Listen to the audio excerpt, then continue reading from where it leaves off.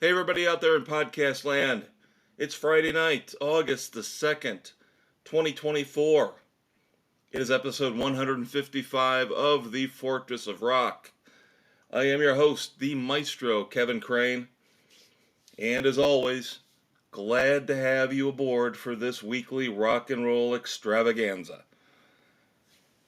Now, of course, we start off as always with news of the world, our tribute to the late, great Freddie Mercury and Queen. And I am going to issue something of an apology to Jack White. And I rarely apologize. If I get something factually incorrect, I will be the first person to apologize. I'm not going to apologize for my opinions or my reviews because that's how I feel about an album, a song, or a specific news item or topic. I jumped the gun last week with Jack White, though.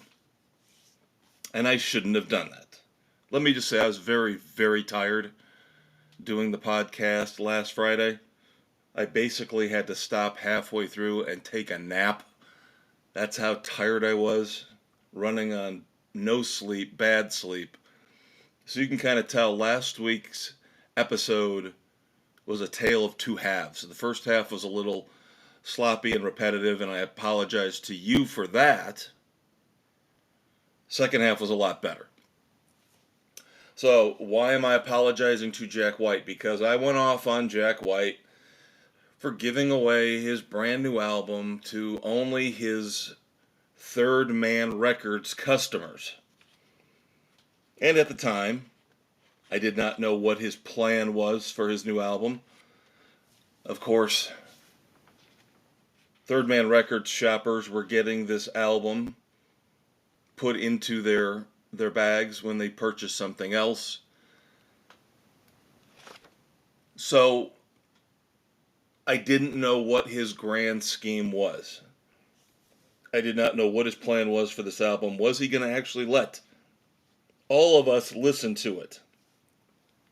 Or was he just going for some grand word of mouth strategy where he was encouraging people to rip the album and share it with other people?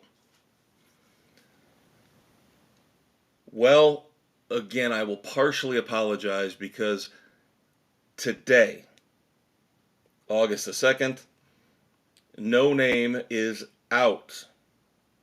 Now, why I say I'm partially apologizing is because it's not a full-fledged release. And I know in this day and age,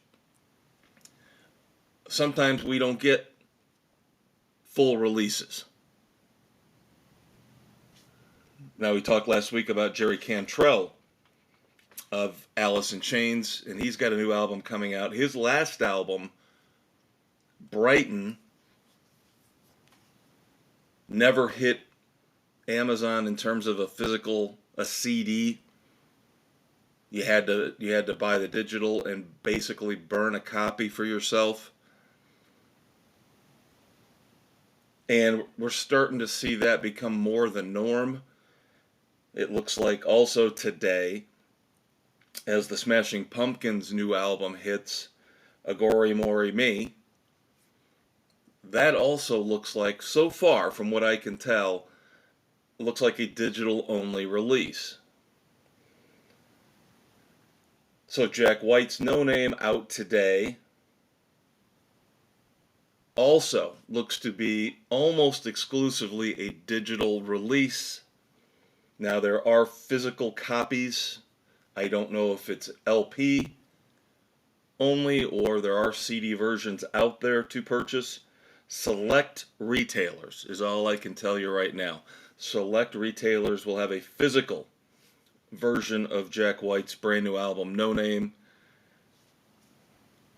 But again, for most of the rest of us, if we don't know who these quote-unquote select retailers are, our only option is to buy the digital copy.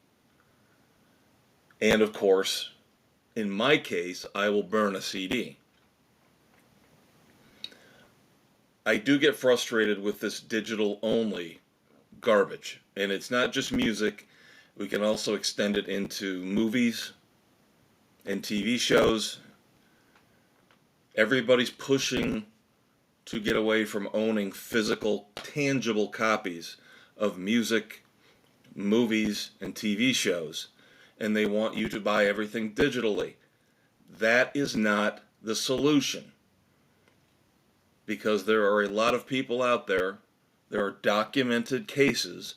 Now, I don't know if it's really a big problem with music, but I know it's a big problem with TV and movies, where you buy a TV series or you buy a digital copy of a movie, and then the platform you bought it from, all of a sudden, they decide 6 months, a year, 2 years down the road that they are ending their digital agreement with that particular movie studio or that particular television studio, and then you no longer have access to the digital copy that you purchased earlier on. So that's my big problem with digital, is that you're not guaranteed to own it. And they love it.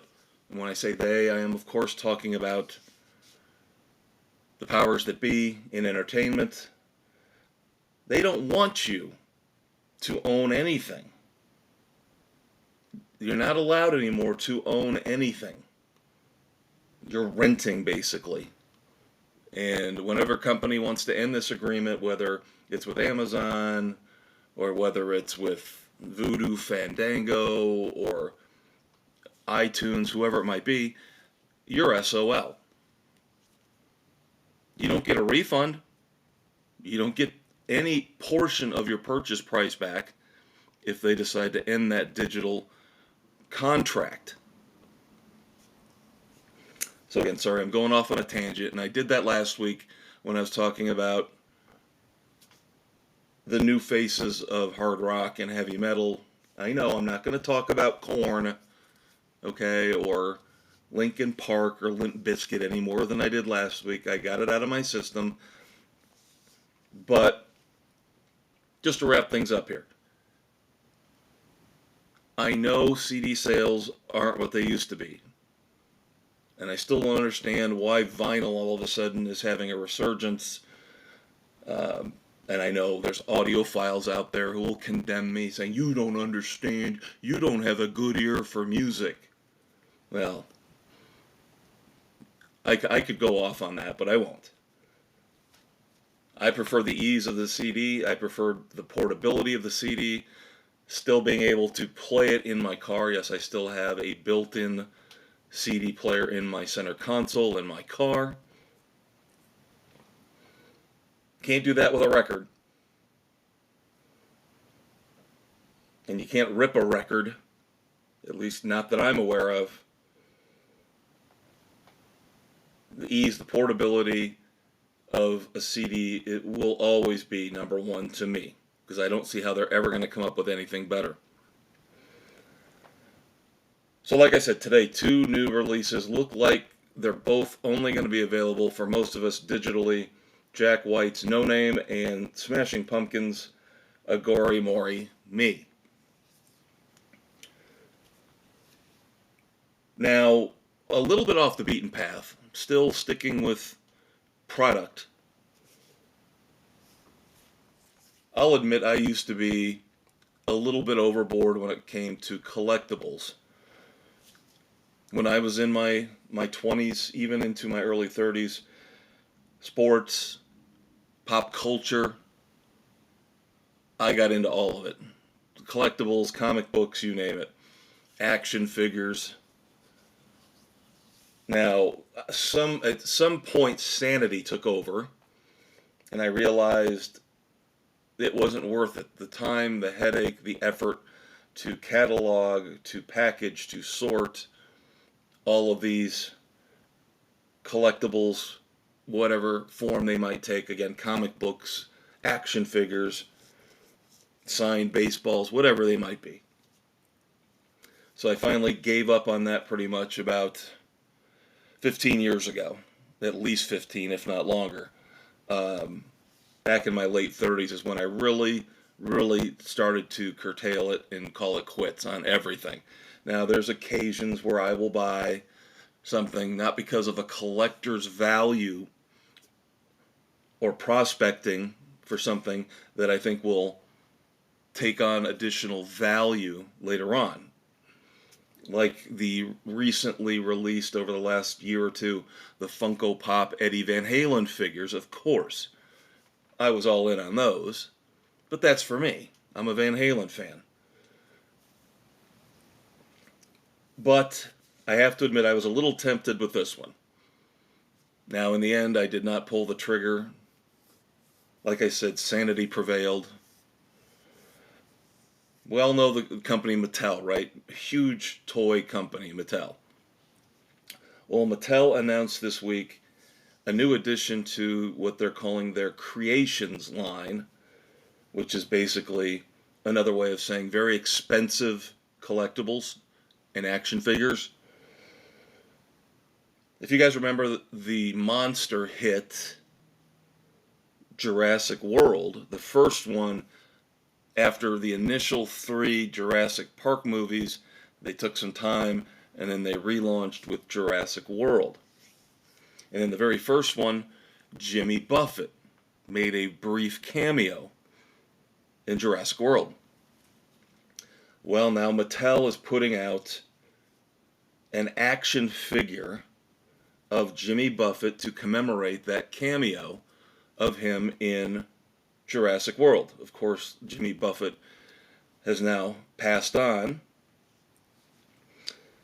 Now, it's a very small action figure. Now, it does rest on a base that I guess is lighted and rotates, and then there's some flying dinosaurs around him, and you can have him holding either 2 margaritas or a margarita and a salt shaker. It's basically called the Bubbles Up figure. Of course, Bubbles Up, a song off of his last studio album, Equal Strain on All Parts. Now, again, I said the figure itself is small. Again, you've got a base, you've got these little flying dinosaurs you stick in there. They're on poles and they surround Jimmy Buffett. But the Jimmy Buffett figure itself, I believe, is less than 4 inches tall. So it's not really all that big or substantial. And they want $30 for it, and that doesn't count tax, and that does not include shipping and handling. Because as of right now, it looks like you have to order it through Mattel, unless you're going to wait and try to get it on the secondary market. So when I went in just to see how much it was going to cost me grand total, it was over $39 for this. And I said, okay, show your maturity, walk away from the computer, turn off the browser. We're not doing that. But for those of you out there, Jimmy Buffett fans, might really get into this. And if you're willing to part with almost $40, you just have to go to the Mattel website, look for the Creations line, and then you will see where you can order this Jimmy Buffett Jurassic World figure.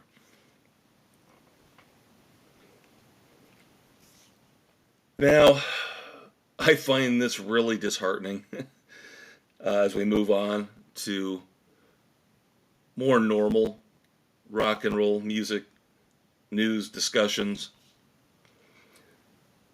Remember how we had that little run for a while, last year basically, where we had all these different legal issues that we were covering, it seemed like, almost every week. Whether it was Hall & Oates, or it was the Eagles and Don Henley trying to get back his handwritten lyrics. And then, of course, the big one was Journey. Remember, Jonathan Cain and Neil Sean were countersuing, because Jonathan Cain was alleging that Neil Sean and his wife were spending well beyond the band's means. They were having problems meeting payroll for their tour group, their crew. And it looked like they got everything resolved just in time to launch their 2024 tour. And by all accounts, there for a few months, everything seemed like it was going fine. Everybody was getting along. Seemed like they'd taken the high road and resolved issues. I think there might have been a little restructuring, business restructuring that happened. Well, whatever restructuring they did not work, because Jonathan Cain is again suing Neal Schon for massive overspending. Now, if you recall, this sounds very similar in many ways to what we dealt with a year or two ago with Journey and these problems. There is an American Express card that the primary band members, which would be Cain and Schon, is my understanding, they have access to this. It has a $1 million credit limit on it. I know, isn't that nice? Can I have that? I'm sure if I contacted American Express, I could get it in no time at all. Note sarcasm. But it looks like Neal Schon and his wife, by association, have been going crazy with the Amex card again. The reports are that they maxed it out. Yes, $1 million American Express card maxed out. I guess there was an agreement from the last time they had these issues and they were going through dueling lawsuits that Neal Schon was going to have a limit of $1,500 a night when it comes to lodging, hotel, and that seems like it should be fairly reasonable. One night in a hotel, $1,500, you can get a pretty nice room. Jonathan Cain alleging that Neal Schon was spending up to $10,000 per night on hotels and lodging. So, again, we're back to where we were a year or two ago. We'll keep an eye on this. If we have updates, of course, we will pass them along here in News of the World. And now, in addition to our what seems to be weekly legal updates, now it seems like we need to start having weekly artificial intelligence updates. We've talked about Kiss, and we've talked about Bon Jovi, and now we got to talk about Pink Floyd. Nick Mason, of course, formerly of Pink Floyd, is intrigued with the idea of keeping the, quote, classic, unquote, lineup intact through AI. So what he wants to do is he somehow wants to use AI to pretend that there was never a fallout between Roger Waters and David Gilmour, which of course is what led to the acrimonious split. There was, again, a lot of legal wrangling going on. Roger Waters did not feel that Pink Floyd should continue without him. Eventually, David Gilmour won out, and Pink Floyd went on to put out a few more albums that were fairly popular. But Nick Mason wants to see if there's any way, and I don't know how serious he really is about this, but he wants to see if there's any way, using artificial intelligence, that they could create new Pink Floyd music as if the classic lineup of Roger Waters, David Gilmour, of course, Nick Mason, and the late Rick Wright, if they were all still together, what that music would have sounded like. On the surface, for Pink Floyd fans, not for me, but for Pink Floyd fans, sounds very, very intriguing. But with every day that passes, I am beginning to understand more and more why a lot of people in the entertainment world are very, very skittish about AI. And I'm sure there'll be more instances that pop up here in the future where we'll discuss this more. But for right now, we'll leave this alone. We'll let it settle. We'll let it simmer with Pink Floyd now being the latest classic rock performer to think about using AI to continue a career, a group in perpetuity after breakups, and then of course after death. Now, I'm not a huge Joe Bonamassa fan. I'm not saying I don't like him. It's different from Pink Floyd. I just don't really like Pink Floyd. Joe Bonamassa, I've really never had a chance to get into his music, and of course, by all accounts, a phenomenal guitar player. And now he is jumping on, I would like to assume it, he is jumping on the Fortress of Rock bandwagon, as I mentioned this last week with the announcement of the passing of John Mayall, and that's what kind of inspired Joe Bonamassa as well to put out a statement in an interview to the Rock and Roll Hall of Fame, paraphrasing here, but I'm summarizing his ideas, his thoughts, basically the same as what I was saying last week, and I'm sure there are a lot of other musicians, people in the music media who think the same way. Induct these artists before they die. This year is a perfect example of how the Rock Hall of Fame, even though the class itself is very, very good for once, as opposed to last year's, the 2023 class, which was hot garbage. Now, the 2024 class, very solid, but John Mayall just passed away, so he will not get to attend or enjoy his induction. Then, of course, we mentioned Jimmy Buffett a few minutes ago, getting one of those special awards like Judas Priest got.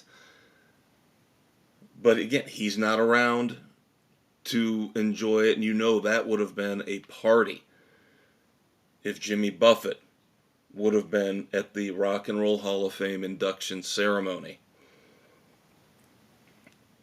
So, in that respect, I'm obviously 100% behind Joe Bonamassa. He mentions a couple personal friends of his, like Chris Squire of Yes, who passed away, I think a year or two before Yes was inducted. And then he again mentions the MC5, another one this year, where there are no more surviving original members. And then for some reason, he just seems obsessed with Paul Rodgers, hoping that Paul Rodgers will get in somehow, some way. Doesn't care if it's with Free or The Firm or Bad Company. It should be Bad Company, obviously. I'll back him on that. But he seems obsessed. If you read this article, I found it on ultimateclassicrock.com. If you find the article and read it, maybe you'll understand what I'm saying. He just seems obsessed with pushing Paul Rodgers for the Rock Hall of Fame. And then, I know I'm cantankerous, I'm grumpy, I get it, but he bends over backwards to make sure he doesn't offend the people in charge of the Rock and Roll Hall of Fame. Maybe he's already campaigning for himself down the road. But he says, oh, I know a lot of these people, and they are, quote, very nice people, unquote. I don't believe that. I'm sorry. I don't believe that. As we've seen throughout the years and the decades, they don't seem to have the best interest of rock and roll at heart. And we just saw it a year or two ago when they were forced to push out the disgusting, misogynistic Jan Wenner, who had been running things for decades and decades. And then, lo and behold, the minute Jan Wenner is out the door, the grudge with Foreigner disappears and they get in the next year. So I don't know if I'm going to buy in to Joe Bonamassa's assessment that these are very nice people running the Rock and Roll Hall of Fame. But I'm glad that he's out there stressing to the Rock Hall, let's get these artists and performers in before they leave us. Moving on to live music, and speaking of somebody who left us here within the last few years, Robbie Robertson, of course, of the band. There will be a tribute show October the 17th at the Kia Forum in Los Angeles. Life is a Carnival. And it's a tribute show, of course, again, to Robbie Robertson. Man, it would have been nice if they could have figured out a way to do this for Eddie Van Halen, but I digress. Among the attendees, just to name a few, the big names, the big guns, Eric Clapton, Elvis Costello, Bruce Hornsby, and then, of course, two of the Heartbreakers, Mike Campbell and Benmont Tench. But as I mentioned, lots of other people going to be appearing involved in this. Road Warriors, REO Speedwagon, getting together with Loverboy. Once REO Speedwagon finishes up with Train, once Loverboy finishes up with Sammy Hagar, it looks like they're going to get together in November for 10 dates in the U.S., in the Midwest in particular, and of course, that is REO Speedwagon's wheelhouse. So again, 10 new November dates in the U.S., in the Midwest specifically, for REO Speedwagon and Loverboy. All right, one final note here, kind of a bridge between News of the World and Breakdown. Of course, Breakdown, our tribute to Tom Petty and the Heartbreakers as we review concerts, new albums, new songs for you. This kind of ties in with tour news, but it's more localized, and it affects what I have been promising you for the last month and a half or so, through no fault of my own. This is not like last year when I thought I was going to be able to attend Nickelback and then Lynyrd Skynyrd and ZZ Top, and I could not. Now that was on me. I had the lawn passes. The lawn passes give you a little bit of flexibility in terms of when you want to go or if you don't want to go, and I was not overly enthused about spending hundreds upon hundreds of dollars for a hotel room and for all the meals that would entail, and just wanted to keep things on a little bit of a budget, save that money to see more concerts this year. Well, that's not working out too great lately. Of course, we talked about Tenacious D, and we talked about how they have canceled their brief U.S. tour for Rock the Vote, thanks to the idiocy of Kyle Gass. Well, now, due to financial issues, losing money basically on the few concerts that they do have throughout the year at the Plymouth, Indiana Motor Speedway. Last year, of course, another mess there. Not their fault, my fault. My friends and I misread that one completely. We had tickets to go see Megadeth, if you remember last year.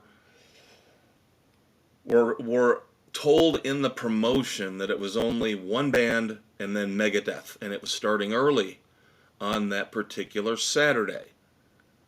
We figured that was because there was a huge local football game involving Notre Dame and Ohio State, that maybe they'd been smart enough to go ahead and say, let's get the concert out of the way as early as possible so people can get home and watch at least the second half of the game. And of course, it turned out that that was not the case, that there were, I believe, 3 or 4 bands before Megadeth, and we would have been there till the wee hours of the night or even into the morning. Would have missed the football game completely, and it was one of the bigger games of 2023. So decided to bail. Now Plymouth Speedway got our money, so we helped out. We did what we could and bought tickets. Maybe didn't chip in with as many concessions as we might have. But still, now I've been promising Night Ranger, Jackal, Firehouse, and Enough's Enough. That was supposed to happen tonight. This episode, of course, recording on August the 2nd. That was supposed to be tonight. 4 days ago, we got the word that they have shut down the concerts they had scheduled for the next 2 weekends, including this one, ours, and then another one on August the 9th. Now, Plymouth Speedway posted a long explanation of how they were basically, in summation, losing money on these concerts. And I think I had read something within the comments. This was a Facebook post as well as an email sent out to ticket holders, that they had a really bad situation, I guess, I think last year at some point with Tesla, through nobody's fault. Wasn't the band's fault, wasn't the venue's fault, but I think it turned into a rainout. But it was one of those situations where it turned away people at the last minute from walk-up business. It turned people away from concessions and spending money on t-shirts. And I think the band was pretty much fully guaranteed 100% payment. So that's speculation. That's just me speculating based on what I read in social media. So, short story long, there will be no review of Night Ranger and Jackal with Enough's Enough and Firehouse. I am still waiting on a refund, and I'm trying to be patient. It has been, like I said, 4 days, and I have not seen a refund on this concert yet, so that kind of bothers me. But sometimes these things can take a little time. I am confident, because they used e-tix as their vendor, that this should go through fairly smoothly. But when you hear financial issues, and then they're supposed to give back money to all of these people who bought tickets, and I know for a fact, I don't even think they had sold half the tickets. You might even go so far from, again, what I have seen, what I have heard, they probably were at a third capacity. Another reason why they pulled the plug. But still, need a refund. Would it be appreciated?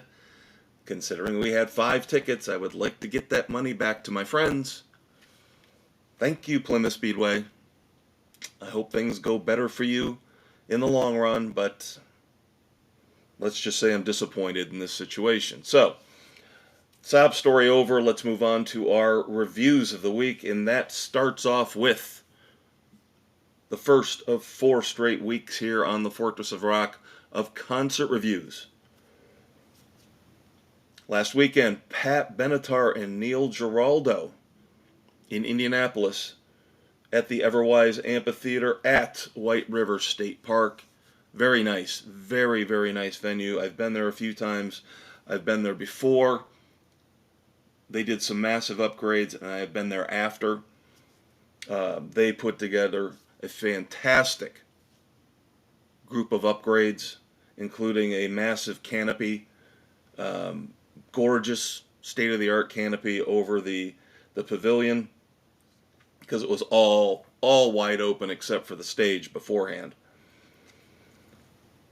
So the opening act was the Vindies.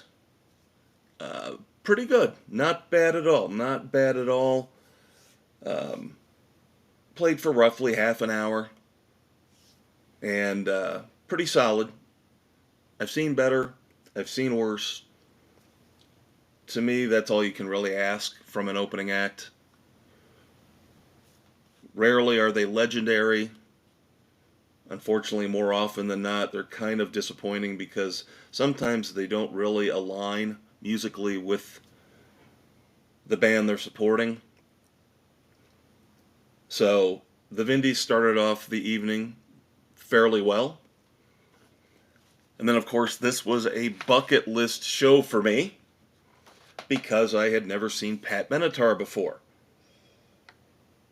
So we got 16 songs from Pat Benatar, the Hall of Famer, the Rock and Roll Hall of Famer, well-deserved.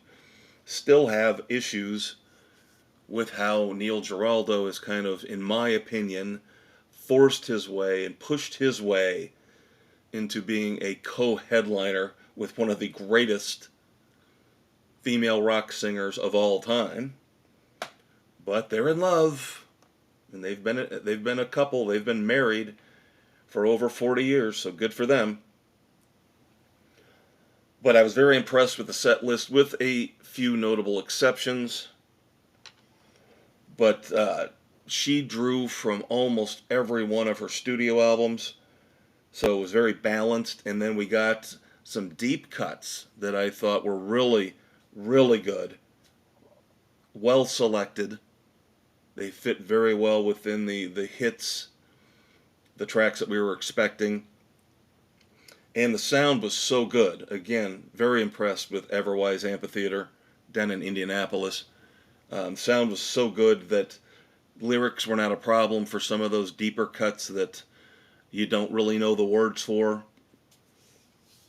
So let's run through the lineup. 16 songs.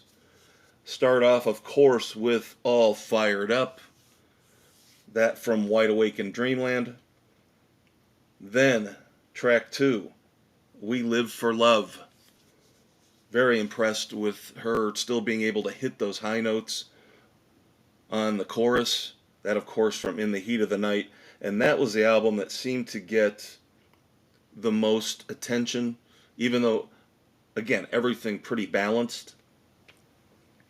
Then, track 3, we get a little bit of a deeper cut from Gravity's Rainbow, Ties That Bind. And as I mentioned, she did a great job, her and Neil, of selecting some of these deep cuts, and they fit in beautifully.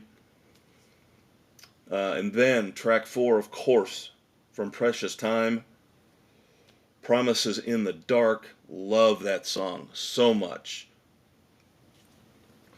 And then we go back to In the Heat of the Night for back-to-back songs. My Clone Sleeps Alone. Did not expect to hear that one off the debut album. And then the title track, In the Heat of the Night. Track 7, well, song 7, I'm sorry. I'm treating this like an album in some respects. I apologize. Invincible was up next. Of course, that off 7 the Hard Way. And also from the soundtrack to The Legend of Billie Jean. Then We Belong from Tropico. Back to a little bit of a deep cut with River of Love from Enamorada. Kind of surprised to hear something off of that CD. But River of Love is a great song. Great, great song. And then Shadows of the Night from Get Nervous. Now, I loved how they redid this. They didn't, I don't want to say they went crazy in terms of revising this, but it was just basically, wasn't acoustic, but it was just basically Pat and Neil, and he was standing up there with her with his electric guitar, but there was no bass, no drums. So while it wasn't acoustic, it was a very stripped down version, and I thought it worked fantastically. And then we get the back-to-back songs I had been waiting for, both from Crimes of Passion, Hell is for Children, and You Better Run. Those were the two songs I was looking forward to more than anything else. So I was very happy I got those. And a little bit of a fun fact. I don't know if you know, this is one of those trivia moments that you can stun your friends and neighbors with. Did you know that You Better Run, the video for Pat Benatar's You Better Run, was the second video ever played on MTV? upon its launch. Of course, we all know the first video was the Buggles' Video Killed the Radio Star, but the second video MTV ever played was Pat Benatar, You Better Run. And then Pat and Neil close out the regular set, Love is a Battlefield, from Live from Earth. It was a bonus track, 2 studio tracks tacked onto the live album Live from Earth. And then after a quick minute and a half break, thank God they didn't stretch it out like some artists do, they come back out for the encore. Another, what I would say, a little bit of a deep track. Second, from Gravity's Rainbow, Everybody Lay Down. Then we get the cover of War. Huh, good God, what? I'm sorry, there are some songs, and War is one of them. Highway to Hell has become a song like this, where it's the go-to cover song that bands and performers will play for the crowd. I would like to see a little more creativity. There are plenty of songs out there, people, that you can honor and do a cover version of. It doesn't always have to be Highway to Hell or Stairway to Heaven or War.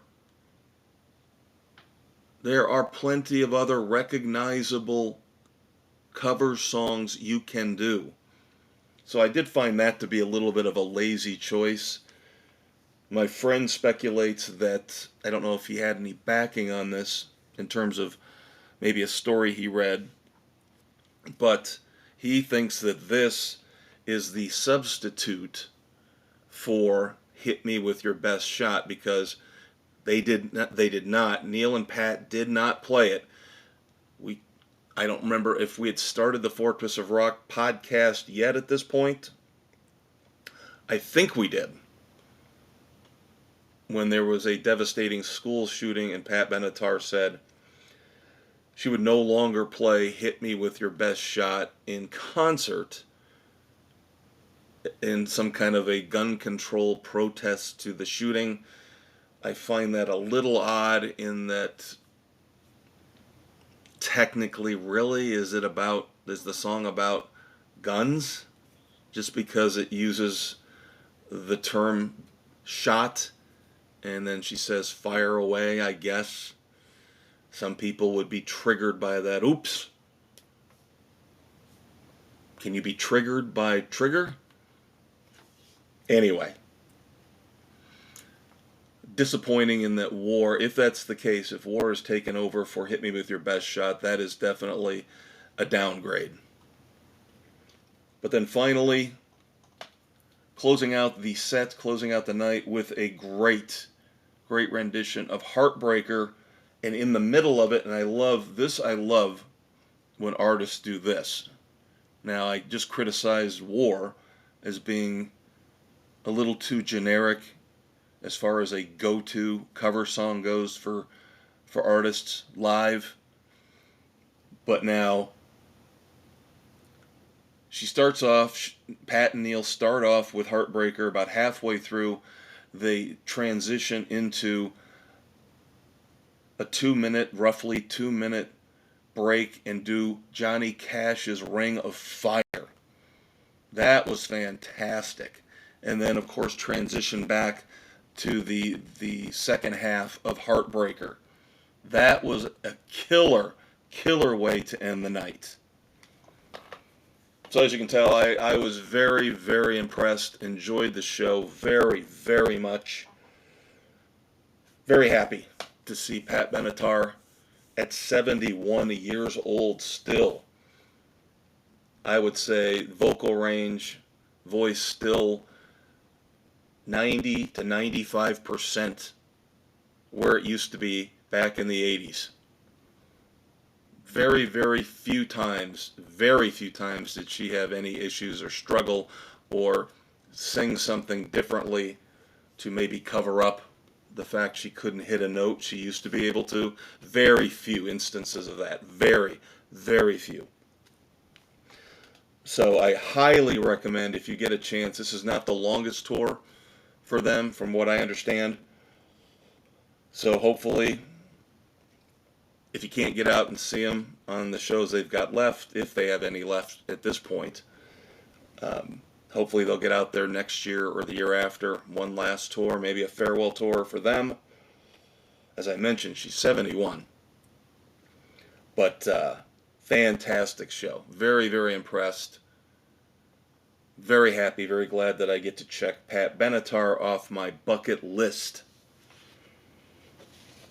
So we'll cover this more when we get to wrap it up, but as I mentioned, we've got 3 more weeks of concert reviews coming for you, and we'll discuss the next 3 shows on the slate and wrap it up. Now we got 2 new songs for you as well. Well, when I say new songs, I'm cheating. Now I know I have put down the rules, I have laid down the law, and I have said that I try to avoid cover songs, live albums, greatest hits albums, that type of thing. And I do on occasion, I will break that rule. Sometimes I've done it because there was just nothing else out at the time.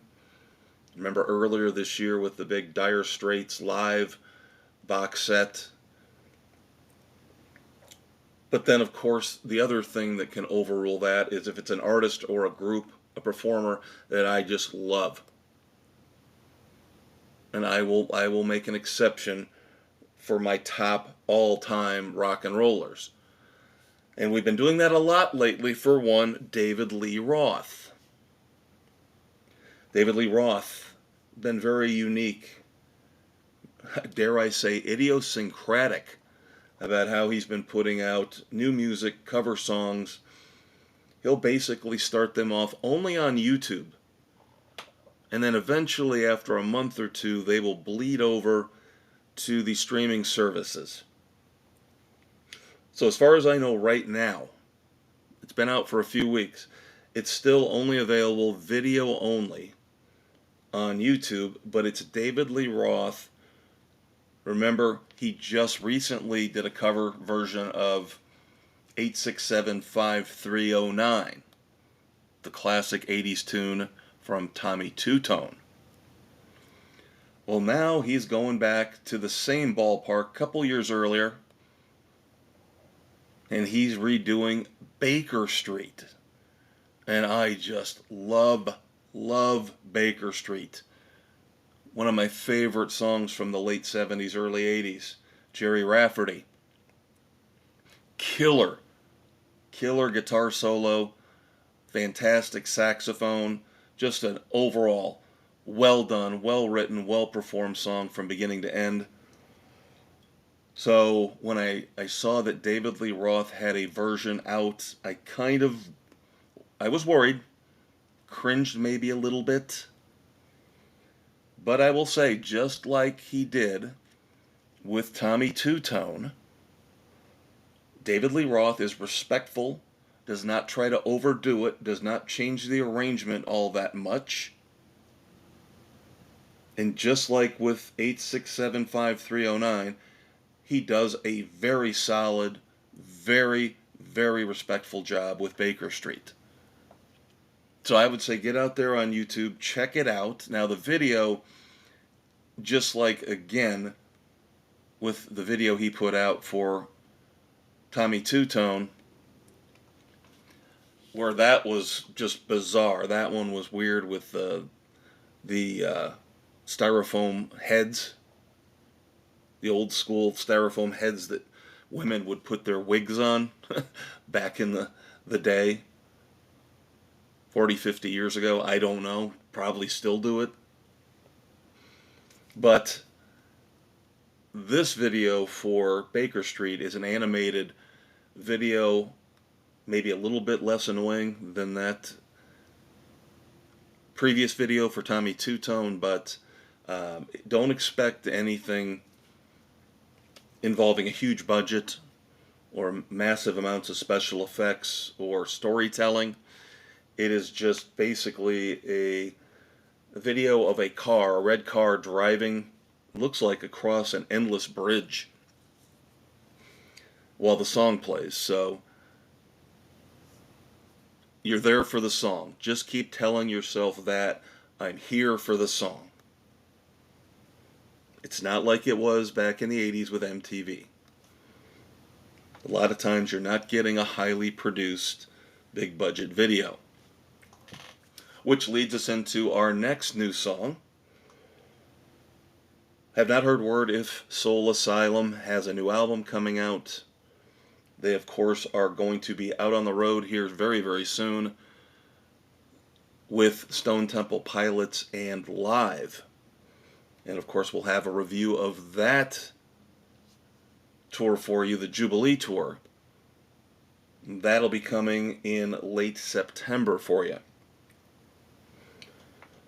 So we got a one-off new song from Soul Asylum. That's all we can really say right now. And again, just like with David Lee Roth, a very, very bare bones, basic video. It's basically a picture of a drag racer, and that's it. A pink dragster, looking like it's getting ready to fire off, but it's a static picture. I don't know, is that the potential album cover? Like I said, have not heard word about a full-length album. But the song that is out right now is High Road. I've always said that I think Dave Pirner in his prime, and still to this day, maybe has lost a little bit off his fastball, but still one of the best songwriters out there, bar none. High Road, again, little velocity off the fastball here. Not necessarily the deepest song he's ever written. I will say the message behind the song for this day and age, in these times, is pretty relevant. Nothing profound, nothing prolific. Basically saying, I'm going to take the high road. I'm tired of taking the low road. I don't want to fight. And we need a lot more of that here and now in this world. So kudos to Dave Pirner for that sentiment. The song itself is solid. It's fine. Moderately catchy. Not the best they've ever done, but definitely not the worst either. But I have a tendency to lean towards Soul Asylum as better than most when it comes to bands and performers. Yes, I'm biased in that respect, so I will also recommend you check out High Road by Soul Asylum. Like I say with a lot of my favorite bands and performers, even when they're off their game, they are better than 95% of the other performers out there. So take that for what you will. I guess that's kind of what I'm saying with High Road, even though I personally think it's a very good, solid song. So, Positivity, how about that? The Fortress of Rock, the Maestro here, all throughout Breakdown. It's all about positivity, kids. Loved Pat Benatar Neil Giraldo live. Really liked David Lee Roth's Baker Street, and really liked Soul Asylum's High Road. So, of course, stick around for Wrap It Up, where we'll discuss what we're going to be talking about next week and the weeks after that. But for now, as we lean into segment 3, you know what time it is. It is time to travel back in time. I want to go back with Doc Brown and I in the Rock and Roll DeLorean. All right, Doc Brown and I have got the Rock and Roll DeLorean at 1.21 gigawatts, which means we are in the rock and roll time stream. It's our third segment here each and every week on the Fortress of Rock. I want to go back, our tribute to the late, great Eddie Money. Birthdays, anniversaries, classic album releases, significant moments in rock history. Now, of course, I took care of this last week a little bit earlier than normal. We'll fit this back in where we normally would here at the beginning of segment 3, taking care of some business. Of course, the classic BTO song, where I've got to tell you two things. Number one, the platforms, all the different podcast platforms where you can find the Fortress of Rock each and every Friday night, and you can go back into the archives and listen to any episode you would like. The platforms where you can find us are Spotify, Pocket Casts, Apple, iHeartRadio, Overcast, Amazon Music, Castbox, and Audible. Then, of course, do not forget to check out our Facebook page. We have a lot of fun with the Facebook page each and every weekend. Of course, right around the time this episode drops, we will also drop on the Facebook page your Weekend Rock project. Yes, we're finally done after a full month of songs with pronouns. We're moving on. Now, I do not have yet, I'm going to have to come up with it pretty soon, I do not have firmed up yet what the concept, the idea, the word, whatever it might be, what it's going to be here for this weekend. But as you're listening to this, check it out about an hour from now. If you jump on and listen to this right away on Friday night, I would say about an hour from now, we'll have it posted. Then, of course, every Sunday is New Music Sunday. I always post a video, the best possible video I could, I can, I will, I would, of a new song, a brand new song. Now, last week I got tricked. Last Sunday, I posted the visualizer video for Jerry Cantrell's new song, Vilified. I wanted to get that out there. And then, sure enough, 3 days later, he posts an actual fully produced official video. So I had to go back onto the Facebook page, change the link so you guys would get the top quality video. And that happens a lot. Usually these bands try their best to get a song out on YouTube as quickly as possible. Like right now, High Road, the new song from Soul Asylum. A couple weeks ago, their quote-unquote video for High Road was just basically a still picture on the screen while the song played. Now, will they actually put out a regular fully produced video at some point? Odds are probably pretty good they will. And then I'll have to go back in the history, old posts on the Facebook page, and change the link again. But it's okay. I have fun with it. I'd rather have that happen, get the music out to you guys as quickly as possible, and then I'll go in later on and switch the link if there's a better video for the song that comes out down the road. So as I said, Facebook page, Friday nights, Sunday afternoons, fun stuff going on with the Weekend Rock Project and New Music Sunday. And then I have sources for a lot of the stories that I report, that I comment on, especially in News of the World and here in I Want to Go Back. Three main sources are UltimateClassicRock.com, ThisDayInMusic.com, and VanHalenNewsDesk.com. Alright, so let us get into birthdays and anniversaries here as we are in the rock and roll time stream. We'll start off with birthdays here for August the 2nd.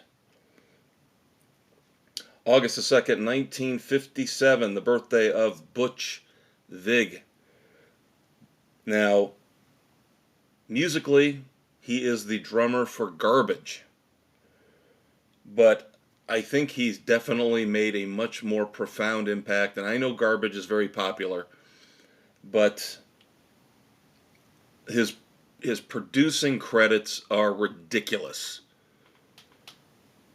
If you did not know this, Butch Vig has produced albums for Nirvana. Yes, that would include Nevermind, the most important album released in the grunge era.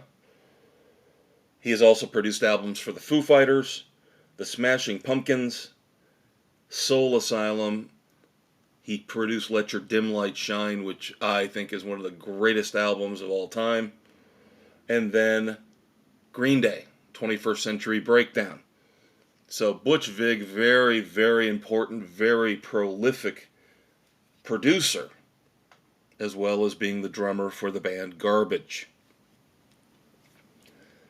August the 2nd, 1951. This one's a little bit important, a little bit special to me.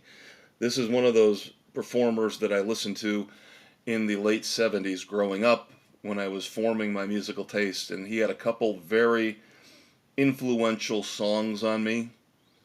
Now, one of them ended up becoming a parody of sorts, and I'll explain that in a minute. Now, I'm talking about Born on This Day in 1951, Andrew Gold. Now, Andrew Gold had two massive hit singles as a solo artist. First one was Lonely Boy. And I thought Lonely Boy was a magnificent song.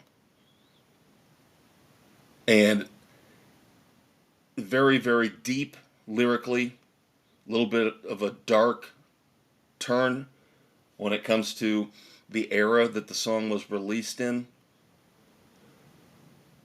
Very, very downbeat, bleak lyrics with kind of an upbeat tempo behind them.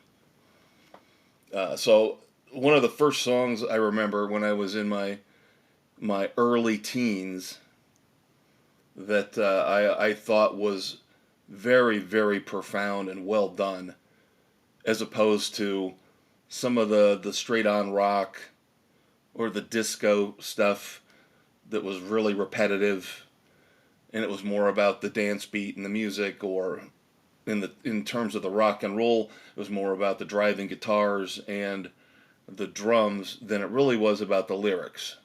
Not saying there were not a lot of great songs back then that had phenomenal lyrics, but Lonely Boy always stood out to me. And then the other big hit song he had, this is the one that became kind of a joke, is Thank You for Being a Friend.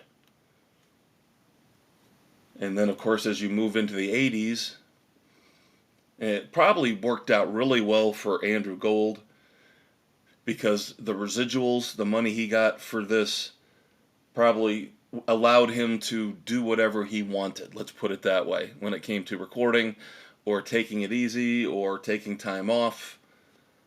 Because, of course, Thank You for Being a Friend became the theme song for The Golden Girls, the massive hit TV show. So Andrew Gold, born on this day, August the 2nd, 1951, unfortunately no longer with us. Also born on this day, August the 2nd, 1951, to me, probably, I know Rainbow had a lot of different and phenomenal singers, but just in terms of Rainbow, and of course with the MTV era in the early 80s coming into play, and Rainbow had a couple very cool performance videos. Stone Cold, of course, to me their best song, Street of Dreams. Of course, the voice behind Rainbow at that time for those songs was Joe Lynn Turner. Joe Lynn Turner, born on this day in 1951. Born August the 2nd, 1944. Widely considered one of the better drummers out there in the rock and roll pantheon in the history of rock. Drummer for Traffic, Jim Capaldi, born on this day in 1944. Born on this day, August the 2nd, 1941. Now, this one and the next one are tied in together, and I'll explain it once we get through both.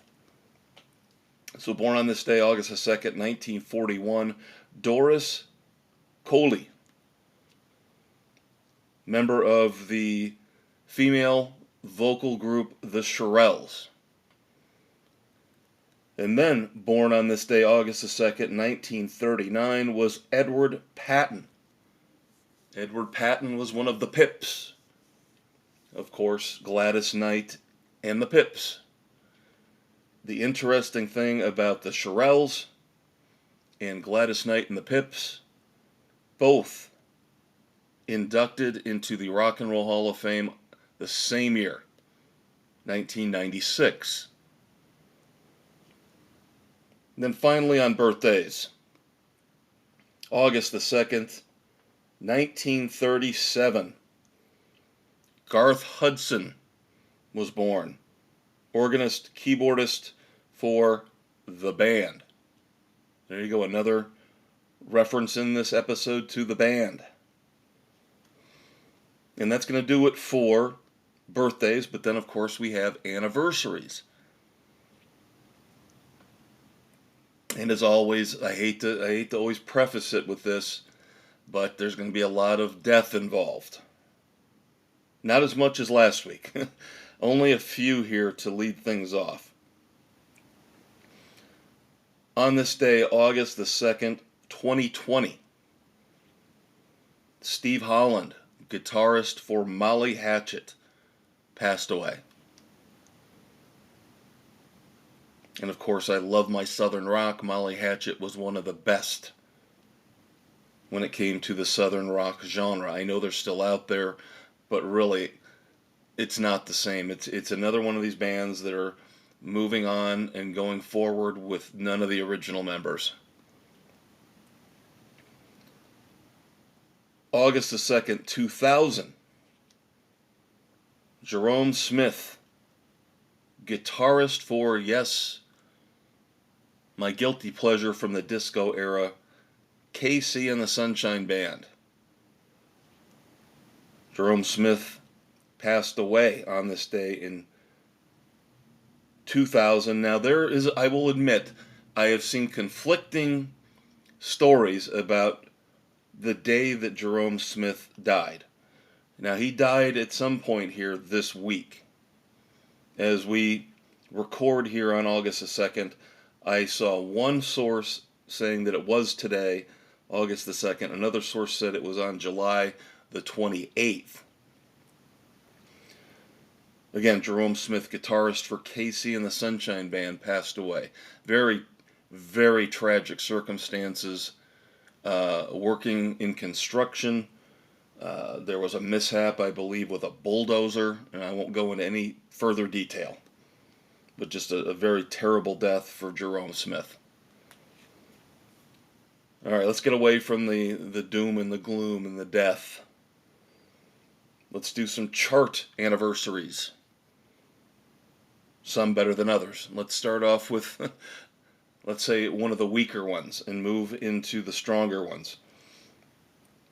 On this day, August the 2nd, 1986, former singer for Chicago, Peter Cetera, off on his own, had the #1 single in the U.S. on this day, the theme from Karate Kid 2, The Glory of Love. #1 song in the U.S., Peter Cetera, on this day in 1986. Now we get a little bit better here for the next two. On this day, August the 2nd, 1975, the #1 U.S. single, The Eagles, One of These Nights. And then, August the 2nd, 1968, the #1 single in the U.S. was The Doors, Hello, I Love You. And then on this day, August the 2nd, 1964, a group described as a, quote, new and unknown London group, unquote, opened up for the Beatles on this day in 1964. That new and unknown London group was the Kinks. And then finally, final anniversary here on August the 2nd. Pretty significant one. August the 2nd, 1962. Robert Allen Zimmerman legally becomes Bob Dylan. So there you go, kids. I want to go back. Over, done, fini. So Doc Brown turning the rock and roll DeLorean around here in the time stream. We're heading back to the fortress. You know what we do as we get close to the end of the show. Drop the DeLorean in the garage at the fortress. Pull up the drawbridge over the moat. But we are not done yet. One final segment. And of course, we have looked into the past. Earlier, we looked at the present. And now we look into the future.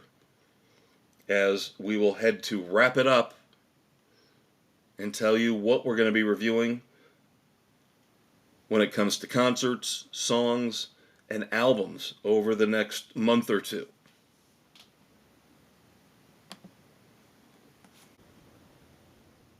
Alright, we have got to start, as I mentioned, shutting things down here at the Fortress of Rock for another Friday night. And then, of course, first and foremost, thank you to everyone out there who listens each and every week, and even those who just listen occasionally. How dare you? Just kidding. Very appreciative either way. So you know what we do here, wrap it up. Look forward to what we're going to be reviewing in the coming month or two. Stretch it out a little bit beyond the next month. Stretch it out into September. Next week,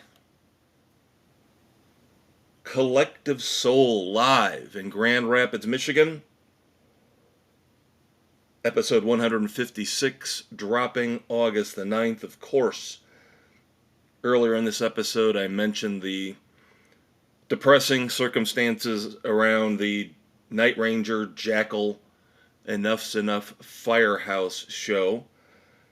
And that's just a shame. I know this isn't the first venue that's had to cancel a show because of financial difficulties, but that was shaping up to be one hell of a show. Only got 4 days notice, but I know I'd been touting it for the last month and a half to you guys, and I am as depressed about not being able to go as you probably are for not being able to hear the review. It was supposed to be today, August the 2nd. It's okay. Alternate plans have been made. My friends and I still have found a very interesting way to make this bad situation into a good situation. And if you happen to listen to my other podcast, Sports Frenzy 2.0, if you listen to the weekend edition, not tomorrow, Saturday, August the 3rd is when the new episode drops, but next Saturday, August the 10th, you will find out what we ended up doing tonight, as I'm heading out in a couple hours. Like I said, instead of going to Night Ranger and Jackal, we have come up with alternate plans. Pretty much the return of the Marvel Cinematic Universe, of course, yes. Deadpool and Wolverine on the agenda for tonight. So that means I don't have to worry so much about doubling up on concert reviews or spreading them out more than I would really like to. I prefer to review concerts as soon as possible after I've seen them. So that's going to actually, again, take a negative, turn it into a positive. So that will leave Collective Soul, the soul focus, next week. And then in 2 weeks, episode 157, August the 16th, Living Color, live in Fort Wayne, Indiana. 3 weeks, Lynch Mob, Farewell Tour, of course, featuring the great George Lynch, formerly of Dokken. That will be episode 158. August the 23rd. So concert, concert, concert. And then, of course, this week, concert. So Lynch Mob will be the last of 4 consecutive weeks of concert reviews. Then in 4 weeks, episode 159, August the 30th, we'll try to catch up on new music. We will see if we'll be able to listen to some of this new stuff that we are just getting word of at the very last minute, even with Smashing Pumpkins and, of course, Jack White. I have sampled the Jack White album today as it came out. Mentioned that to you in News of the World in my semi-apology for my Jack White rant last week. Then, of course, Smashing Pumpkins only gave us a couple weeks' notice. Now, I do want to update that. And again, Jack White's album is called No Name. And the Smashing Pumpkins' new album, which is out today as well, is Agori Mori Me. Now, it's, as far as I can tell, like I said, I did some more digging. It is only available on digital as of today. However, an update. If you have patience, if you want to wait, you just want to listen to it on Spotify, find out if it's any good, cannot blame you for that. It will be released in CD format on November the 22nd. So a little bit of an update for you there. When it comes to the Smashing Pumpkins' brand new album. I can't remember if I mentioned this a couple weeks ago when the news broke about the new album. But the song titles look a little bizarre. Let's put it that way.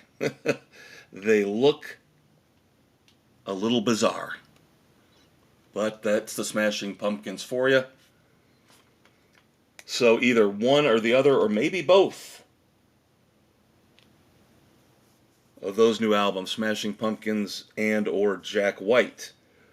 I would definitely say Jack White, we will be reviewing that album no later than episode 159, if not sooner, because that's how good, in my little sampling of it today, that's how good it sounds. It sounds a lot more like a White Stripes album than anything he has released in his solo work previously. And that's a very good thing. And then 5 weeks we get back into concerts. And this is the big one of the summer for me at least. In 5 weeks, that would be episode 160, dropping on September the 6th. Sammy Hagar, Michael Anthony, Joe Satriani, Jason Bonham, the Best of All Worlds Van Halen Tribute Tour. I will have my review of that for you in 5 weeks on September the 6th. Now, in terms of songs, we do have some new songs from a couple acts that I expected would have some new tunes out. They were due. Their albums don't come out till October, but the first singles that they had released had been out there for quite a while. So, sure enough, we have the second single from The Offspring, Light It Up. Of course, their new album is Supercharged. Like I said, that's out in October. Also out in October is The Art of Letting Go from the great Myles Kennedy. He's got his second single out, Nothing More to Gain. So, looking forward to giving you my review of that song. Of course, we've still got Jerry Cantrell's first single from his upcoming album, also due to hit in October. The album is I Want Blood. The song is Vilified. And then, as I mentioned, we've got 2 albums now on the agenda. I'm kind of taking the eraser to the chalkboard here, and I'm putting everything else we've talked about over the last couple months on the back burner. I tend to do that every once in a while. So all the stuff, Mr. Big and the Hold Steady and Mark Knopfler, all that stuff gets pushed back a little bit. Then we have an interesting song, the MC5, of course, going into the Rock and Roll Hall of Fame. Mentioned this earlier, the awful circumstances in that, once again, the Rock Hall of Fame is going to put a band or a performer in where either the performer has passed or all the original band members have passed. And that is the case with MC5. But they do have a new album coming out that was put together before the passing of said original members. Now, this is technically the second single from that album. If memory serves, I don't have it down in front of me, but I believe the album is called Heavy Lifting. Very intriguing second single.